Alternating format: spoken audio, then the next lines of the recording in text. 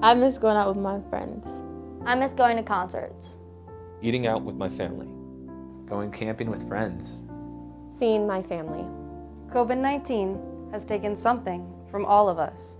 Research has shown more than 75% of Americans need to be vaccinated from COVID-19 in order for the U.S. to get back to normal. Making decisions regarding your healthcare is important, and even more so during these trying times and the unknown of the global pandemic.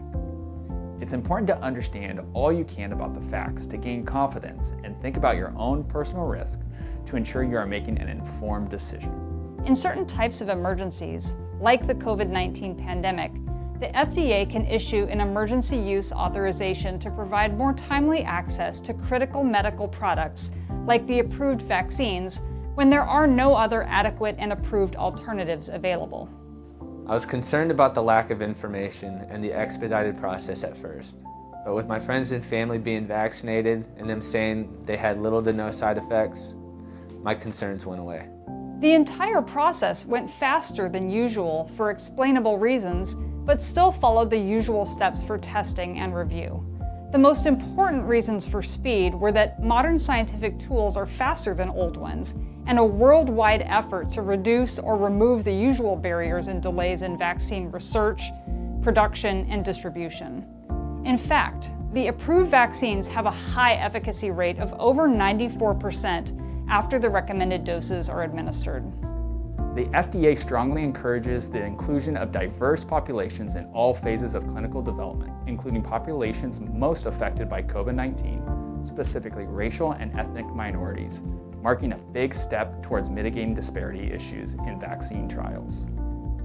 I was hesitant to receive the vaccine, but after talking to my OBGYN, I realized vaccinating was the safest option for myself and my little boy.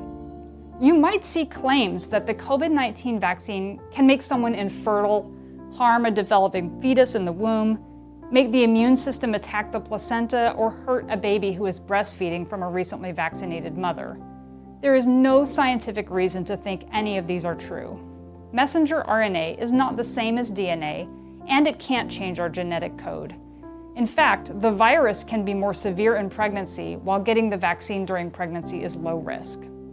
I got the vaccine even after I had COVID because I would rather have my arm hurt and some fatigue for a day than experience the effect of COVID again. The CDC recommends vaccination even if you have already had COVID-19, since you may be able to contract the virus more than once. Every one of my peers who got vaccinated all responded differently. For me, I just had a sore arm and was a bit more tired than usual after the vaccine. You cannot contract COVID from the vaccines as they do not contain the live virus. You may, however, experience one or more side effects. Possible side effects include a sore arm, headache, fever, and body aches, which will all resolve in a few days. These are all signs the vaccine is working to build immunity. Millions of people in the United States have already received a vaccine, which has undergone the most intensive safety monitoring in U.S. history. Those of us in uniform have taken an oath to protect the country against all enemies. But this virus isn't just a threat to our country, but to the world. It's our duty to do everything possible to protect not just ourselves, but our fellow countrymen. I encourage you to make the best educated decision for yourself and for your family. The choice is yours. If you choose to decline but change your mind later, we are standing by to vaccinate you when you are ready. Our goal is to simply give you the information to make an informed decision. This is our shot to save our loved ones, friends, and family. The more people that get vaccinated, the safer we are. Choosing to vaccinate protects your community, your unit, your mission, and most importantly, your family. What choices will you make to help get back to normal?